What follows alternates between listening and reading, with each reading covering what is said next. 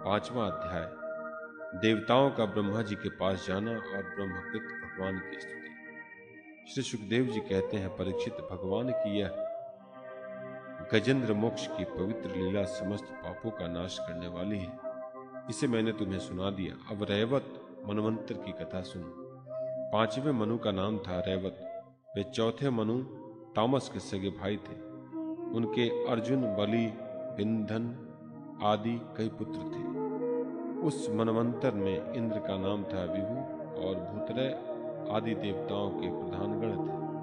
परीक्षित, उस समय हिरण्य रोमा, वेदशिरा, ऊर्ध्वबाहु आदि सप्तर्षि थे। उनमें शुभ ऋषि का पत्नी का नाम विकुष्ठा था। उन्हीं के गर्भ से वैकुंठ नामक श्रेष्ठ देवताओं के साथ अपने अंश से स्वयं भगवान ने वैकुंठ नामक अवतार धारण किया। उन्होंने लक्ष्मी देवी की प्रार्थना से उनको प्रसन्न करने के लिए वैकुंठ धाम की रचना भी की। वह लोक समस्त लोकों में श्रेष्ठ है। उन वैकुंठनाथ के कल्याणमय गुण और प्रभाव का वर्णन मैं संक्षेप से 3रे स्कंद में कर चुका हूं। भगवान विष्णु के संपूर्ण गुणों का वर्णन तो वह करे जिसने पृथ्वी के परमाणुओं की गिनती कर ली हो। 6ठे मनु चक्षु के पुत्र चाक्षुष थे। उनके पुरु पुरुष सुद्धुम आदि कई पुत्र थे। इंद्र का नाम था मंद्र द्रुम और प्रधान देवगण थे आप्य आदि। उस मनवंतर में हविष्यमाण और वीरक आदि सप्तर्षि थे। जगतपति भगवान ने उस समय भी वैराग्य की पत्नी संभूति के गर्भ से अजित नाम का अंशावतार ग्रहण किया था। उन्होंने ही समुद्र मंथन करके देवताओं को अमृत पिलाया था तथा वे कच्छ परूप धारण करके मंदराचल की मथानी के आधार बने थे। राजा परीक्षित ने पूछा, भगवान ने क्षीर सागर का मंथन कैसे किया? उन्होंने कच्छ परूप धारण करके किस कारण और किस उद्देश्य से मंदराचल को अपनी पीठ पर धारण किया? देवताओं को उस समय अमृत कैसे मिला और भी कौन कौन सी वस्तुएं समुद्र से निकली? भगवान की यह लीला बड़ी ही अद्भुत है। आप कृपा करके अवश्य सुनाइए। आप भक्त वत्सल भगवान की महिमा का ज्यों ज्यों वर्णन करते हैं त्यों ही त्यों मेरा हृदय उसको और भी सुनने के लिए उत्सुक होता जा रहा है। अघाने का तो नाम ही नहीं लेता। क्यों न हो, बहुत दिनों से यह संसार की ज्वालाओं से जलता जो रहा है। सूत जी ने कहा, सौनकादि ऋषियों, भगवान श्री सुखदेव जी ने राजा परीक्षित के इस प्रश्न का अभिनंदन करते हुए भगवान की समुद्र मंथन लीला का वर्णन आरंभ कर दिया। श्री सुखदेव जी कहते हैं, परीक्षित, जिस समय की बात है उस समय असुरों ने अपने तीखे शस्त्रों से देवताओं को पराजित कर दिया था। उस युद्ध में बहुतों के तो प्राणों पर ही बनाए। वे रणभूमि में गिरकर फिर उठ न सके। दुर्वासा के शाप से तीनों लोक और स्वयं इंद्र भी श्रीहीन हो गए थे। यहां तक कि यज्ञयागादि धर्म कर्मों का भी लोप हो गया था। यह सब दुर्दशा देखकर इंद्र, वरुण आदि देवताओं ने आपस में बहुत कुछ सोचा विचारा, परंतु अपने विचारों से वे किसी निश्चय पर नहीं पहुंच सके। तब वे सब के सब सुमेरु के शिखर पर स्थित ब्रह्मा जी की सभा में गए और वहां उन लोगों ने बड़ी नम्रता से ब्रह्मा जी की सेवा में अपनी परिस्थिति का विस्तृत विवरण उपस्थित किया।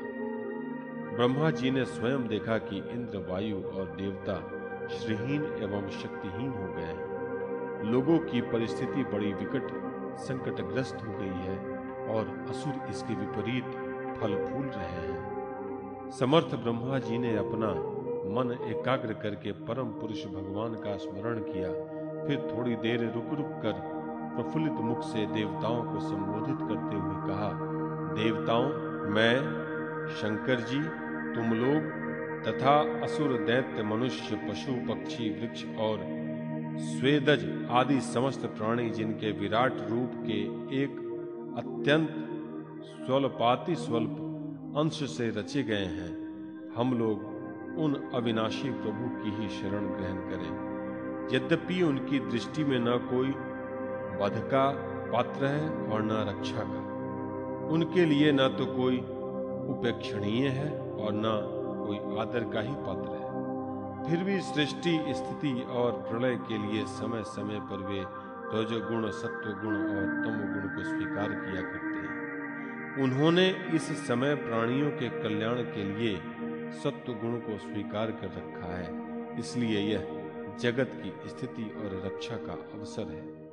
अतः हम सब उन्हीं जगत गुरु परमात्मा की शरण ग्रहण करते हैं। वे देवताओं के प्रिय हैं और देवता उनके प्रिय हैं, इसलिए हम निज जनों का वे अवश्य ही कल्याण करेंगे। श्री सुखदेव जी कहते हैं, परीक्षित, देवताओं से यह कहकर ब्रह्मा जी देवताओं को साथ लेकर भगवान अजित के निज धाम बैकुंठ में गए। वह धाम तमोमयी प्रकृति से परे है। इन लोगों ने भगवान के स्वरूप और धाम के संबंध में पहले से ही बहुत कुछ सुन रखा है, परंतु वहां जाने पर उन लोगों को कुछ दिखाई न पड़ा। इसलिए ब्रह्मा जी एकाग्र मन से वेदवाणी के द्वारा भगवान की स्तुति करने लगे। ब्रह्मा जी बोले, भगवान, आप निर्विकार, सत्य, अनंत, आदि पुरुष, सबके हृदय में अंतर्यामी रूप से विराजमान, अखंड एवं अतकर्य हैं। मन जहां जहां जाता है वहां वहां आप पहले से ही विद्यमान रहते हैं। वाणी आपका निरूपण नहीं कर सकती। आप समस्त देवताओं के आराधनीय और स्वयं प्रकाश हैं। हम सब आपके चरणों में नमस्कार करते हैं। आप प्राण, मन, बुद्धि और अहंकार के ज्ञाता हैं। इंद्रियां और उनके विषय दोनों ही आपके द्वारा प्रकाशित होते हैं। अज्ञान आपका स्पर्श नहीं कर सकता। प्रकृति के विकार, मरने जीने वाले शरीर से भी आप रहित हैं। जीव के दोनों पक्ष, अविद्या और विद्या, आप में बिल्कुल ही नहीं है। आप अविनाशी और सुख स्वरूप हैं। सत्य युग, त्रेता और द्वापर में तो आप प्रकट रूप से ही विराजमान रहते हैं। हम सब आपकी शरण ग्रहण करते हैं। यह शरीर जीव का एक मनोमय चक्र, रथ का पहिया है। 10 इंद्रिय और 5 प्राण, ये 15 इसके अरे हैं। सत्व, रज और तम, ये 3 गुण इसकी नाभि है। पृथ्वी, जल, तेज, वायु, आकाश, मन, बुद्धि और अहंकार, ये 8 इसमें नेभि पहिए का घेरा। स्वयं माया इसका संचालन करती है और यह बिजली से भी अधिक शीघ्रगामी है। इस चक्र के धुरे हैं स्वयं परमात्मा। वे ही एकमात्र सत्य हैं। हम उनकी शरण में हैं, जो एकमात्र ज्ञान स्वरूप, प्रकृति से परे एवं अदृश्य हैं, जो समस्त वस्तुओं के मूल में स्थित अपव्यक्त हैं और देश, काल अथवा वस्तु से जिनका पार नहीं पाया जा सकता, वही प्रभु इस जीव के हृदय में अंतर्यामी रूप से विराजमान रहते हैं। विचारशील पुरुष भक्ति योग के द्वारा उन्हीं की आराधना करते हैं। जिस माया से मोहित होकर जीव अपने वास्तविक लक्ष्य अथवा स्वरूप को भूल गया है, वह उन्हीं की है और कोई भी उसका पार नहीं पा सकता।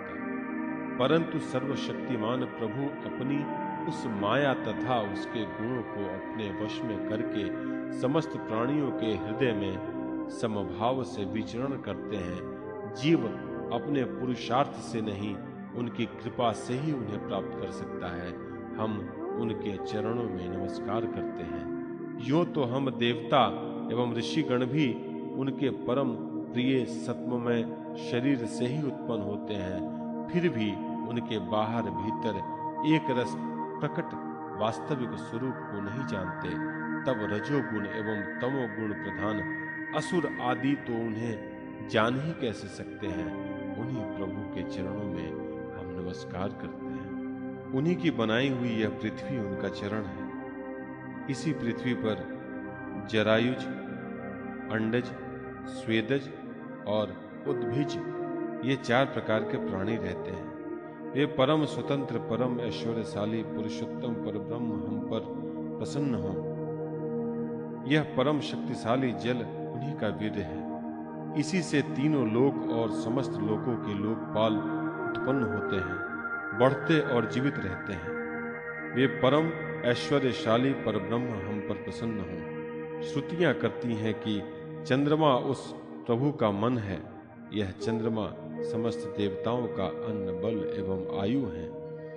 वही वृक्षों का सम्राट एवं प्रजा की वृद्धि करने वाला है। ऐसे मन को स्वीकार करने वाले परम ऐश्वर्यशाली प्रभु हम पर प्रसन्न हो। अग्नि प्रभु का मुख है। उसकी उत्पत्ति ही इसलिए हुई है कि वेद के यज्ञ, यागादि, धर्मकांड, कर्मकांड पूर्ण रूप से संपन्न हो सके। यह अग्नि ही शरीर के भीतर जठराग्नि रूप से और समुद्र के भीतर बड़बालन के रूप से रहकर उसमें रहने वाले अन्न, जल आदि धातुओं का पाचन करता रहता है, और समस्त द्रव्यों की उत्पत्ति भी उसी से हुई है। ऐसे परम ऐश्वर्यशाली भगवान हम पर प्रसन्न हों, जिनके द्वारा जीव देवयान मार्ग से ब्रह्मलोक को प्राप्त होता है, जो वेदों की साक्षात मूर्ति और भगवान के ध्यान करने योग्य धाम है, जो पूज्य लोक स्वरूप होने के कारण मुक्ति के द्वार एवं अमृतमय और काल रूप होने के कारण मृत्यु भी है। ऐसे सूर्य जिनके नेत्र हैं, वे परम ऐश्वर्यशाली भगवान हम पर प्रसन्न हों। प्रभु के प्राण से ही चराचर का प्राण तथा उन्हें मानसिक, शारीरिक और इंद्रिय संबंधी बल देने वाला वायु प्रकट होता है। वह चक्रवर्ती सम्राट है, तो इंद्रियों के अधिष्ठात्र देवता हम सब उनके अनुचर। ऐसे परम ऐश्वर्यशाली भगवान हम पर प्रसन्न हों, जिनके कानों से दिशाएं, हृदय से इंद्रिय गोलक और नाभि से वह आकाश उत्पन्न हुआ है, जो पांचों प्राण, अपान, उदान, समान और व्यान, दसों इंद्रियें, मन, पांचों असु, नाग, कूर्म, कूकल, देवदत्त और धनंजय एवं शरीर का आश्रय है। वे परम ऐश्वर्यशाली भगवान हम पर प्रसन्न हो, जिनके बल से इंद्र प्रसन्नता से, समस्त देवतागण क्रोध से, शंकर बुद्धि से, ब्रह्मा इंद्रियों से, वेद और ऋषि तथा लिंग से प्रजापति उत्पन्न हुए हैं। वे परम ऐश्वर्यशाली भगवान हम पर प्रसन्न हो, जिनके वक्ष स्थलों से लक्ष्मी, छाया से पितृगण, स्तन से धर्म, पीठ से अधर्म, सिर से आकाश और विहार से अप्सराएं प्रकट हुई हैं। वे परम ऐश्वर्यशाली भगवान हम पर प्रसन्न हो, जिनके मुख से ब्राह्मण और अत्यंत रहस्यमय वेद, भुजाओं से क्षत्रिय और बल, जंघाओं से वैश्य और उनकी वृत्ति, व्यापार कुशलता तथा चरणों से वेदवाह्य, शूद्र और उनकी सेवा आदि वृत्ति प्रकट हुई है। वे परम ऐश्वर्यशाली भगवान हम पर प्रसन्न हो, जिनके अधर से लोभ और ओष्ठ से प्रीति, नासिका से कांति, स्पर्श से पशुओं का प्रिय काम, भवों से यम और नेत्र के रोमों से काल की उत्पत्ति हुई है। वे परम ऐश्वर्यशाली भगवान हम पर प्रसन्न हो, पंचभूत, काल, कर्म, सत्वादि गुण और जो कुछ विवेकी पुरुष के द्वारा बाधित किए जाने योग्य निर्वचनीय या अनिर्वचनीय विशेष पदार्थ हैं, वे सब के सब भगवान की योग माया से ही बने हैं, ऐसा शास्त्र कहते हैं। वे परम ऐश्वर्यशाली भगवान हम पर प्रसन्न हो, जो माया निर्मित गुणों में दर्शनादि वृत्तियों के द्वारा आसक्त नहीं होते, जो वायु के समान सदा सर्वदा असंग रहते हैं, जिनमें समस्त शक्तियां शांत हो गई हैं। हम अपने आत्मनानंद के लाभ से परिपूर्ण आत्मस्वरूप भगवान को हमारे नमस्कार है। प्रभु, हम आपके शरणागत हैं और चाहते हैं कि मंद मंद मुस्कान से युक्त आपका मुख कमल अपने इन्हीं नेत्रों से देखें। आप कृपा करके हमें उसका दर्शन कराइए। प्रभु, आप समय समय पर स्वयं ही अपनी इच्छा से अनेकों रूप धारण करते हैं, और जो काम हमारे लिए अत्यंत कठिन होता है उसे आप सहज में ही कर देते हैं। आप सर्वशक्तिमान हैं। आपके लिए इसमें कौन सी कठिनाइयां हैं?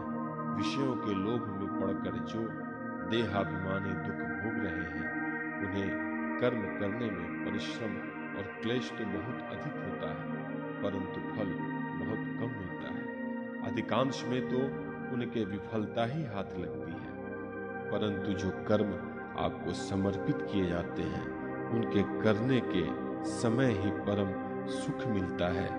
वे स्वयं फल रूप ही हैं। भगवान को समर्पित किया हुआ छोटे से छोटा कर्माभास भी कभी विफल नहीं होता, क्योंकि भगवान जीव के परम हितैषी, परम प्रियतम और आत्मा ही है। जैसे वृक्ष की जड़ को पानी से सींचना उसकी बड़ी बड़ी शाखाओं और छोटी छोटी डालियों को भी सींचना है, वैसे ही सर्वात्मा भगवान की आराधना संपूर्ण प्राणियों की और अपनी भी आराधना है, जो तीनों काल और उससे परे भी एक रस स्थिर है, जिनकी लीलाओं का रहस्य तर्क वितर्क के परे हैं, जो स्वयं गुणों से परे रहकर भी सब गुणों के स्वामी हैं तथा इस समय सत्व गुण में स्थित हैं। ऐसे आपको हम बार बार नमस्कार करते हैं।